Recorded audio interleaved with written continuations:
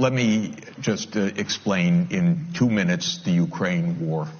This is not an attack by Putin on Ukraine in the way that we are told every day. This started in 1990, February 9th, 1990.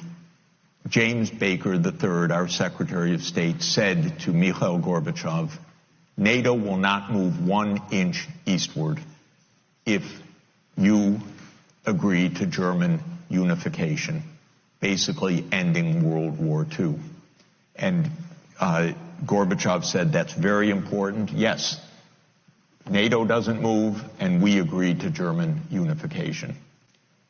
The U.S. then cheated on this, already starting in 1994, when Clinton signed off on basically a plan to expand NATO all the way to Ukraine. This is when the so-called neocons took power, and Clinton was the first agent of this. And the expansion of NATO started in 1999 with Poland, Hungary, and Czech Republic. At that point, Russia didn't much care. There was no border other than with the Königsberg, but other than that, there was no direct threat. Then the U.S. led the bombing of Serbia in 1999. That was bad, by the way, because that was a use of NATO to bomb a European capital, Belgrade, 78 straight days to break the country apart. The Russians didn't like that very much. But Putin became president, they swallowed it, they complained, but even Putin started out pro-European, pro-American, actually asked maybe we should join NATO when there was still the idea of some kind of mutually respectful relationship. Then 9/11 came, then came Afghanistan, and the Russians said, yeah, we'll support you, we understand, to root out terror. But then came 2 other decisive actions. In 2002, the United States unilaterally walked out of the Anti-Ballistic Missile Treaty. This was probably the most decisive event, never discussed in this context. But what it did was trigger the U.S. putting in missile systems in Eastern Europe that Russia views as a dire, direct threat to national security by making possible a decapitation strike of missiles that are a few minutes away from Moscow. And we put in 2 Aegis missile systems. We say it's defense. Russia says, how do we know it's not Tomahawk nuclear-tipped missiles in your silos? You've told us we have nothing to do with this. And so we walked out of the ABM treaty unilaterally in 2002. And then in 2003, we invaded Iraq on completely phony pretenses, as I've explained. In 2004-05, we engaged in a soft regime change operation in Ukraine, the so-called First Color Revolution. It put in office somebody that I knew and I was friends with, and am kind of distantly friends with President Yushchenko, because I was an advisor to the Ukrainian government in 1993, 94, 95.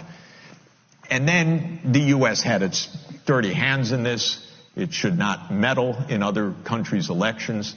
But in 2009, Yanukovych won the election, and he became president, and in 2010 on the basis of neutrality for Ukraine. That calmed things down because the U.S. was pushing NATO, but the people of Ukraine on the opinion polls didn't even want to be in NATO. They knew that the country is divided between ethnic Ukrainian, ethnic Russian. What do we want with this? We want to stay away from your problems. So in February 22nd, 2014, the United States participated actively in the overthrow of Yanukovych. A typical U.S. regime change operation. Have no doubt about it. And the Russians did us a favor. They intercepted a really ugly call between Victoria Nuland, my colleague at Columbia University now, and if you know her name and what she's done, have sympathy for me. Really. Between her and the U.S. ambassador to Ukraine, Jeffrey Piat, who's a senior State Department official till today. And they talked about regime change. They said, who's going to be the next government? Why don't we pick this one? No, Klitschko shouldn't go in. It should be Yatsenyuk.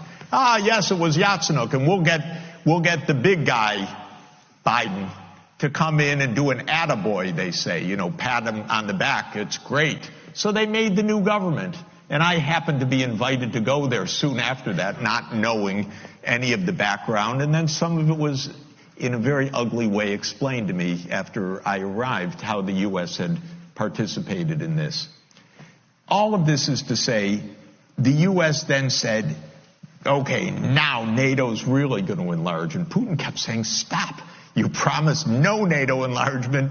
It's been, by the way, I forgot to mention, in 2004, Estonia, Latvia, Lithuania, Bulgaria, Romania, Slovakia, Slovenia, 7 more countries in the not 1 inch eastward. And then, okay, it's a long story, but the U.S. kept rejecting the basic idea, don't expand NATO to Russia's border in a context where we're putting in goddamn missile systems after breaking a treaty. 2019, we walked out of the Intermediate Nuclear Force Treaty. In 2017, we walked out of the JCPOA, the treaty with Iran. This is the partner. This is the trust building. In other words, it's completely reckless U.S. foreign policy. On December 15, 2021, Putin put on the table a draft Russia-U.S. security agreement. You can find it online. The basis of it is no NATO enlargement. I called the White House that next week after that, begging them, take the negotiations. Putin's offered something, avoid this war. Oh, Jeff, there's not going to be a war. Just announce that NATO's not going to enlarge. Oh, don't worry, NATO's not going to enlarge. I said, oh, you're going to have a war over something that's not going to happen? Why don't you announce it? And he said, no, our policy is an open door. This is Jake Sullivan. Our policy is an open door policy. Open door for NATO enlargement. That is under the category of bullshit, by the way. You don't have your right to put your military bases anywhere you want and expect peace in this world. You have to have some prudence. There's no such thing as an open door that we're going to be there and we're going to put our missile systems there and that's our right. There's no right to that. We declared in 1823, Europeans don't come to the Western Hemisphere. That's the Monroe Doctrine. The whole Western Hemisphere, after all. Okay, anyway, they turned down the negotiations. Then the special military operation started. And 5 days later, Zelensky says, okay, neutrality. And then the Turks said, we'll mediate this. And I flew to Ankara to discuss it with the Turkish negotiators because I wanted to hear exactly what was going on. So what was going on was they reached an agreement with a few odds and ends. And then the United States and Britain said, no way. You guys fight on. We got your back. We don't have your front. You're all going to die.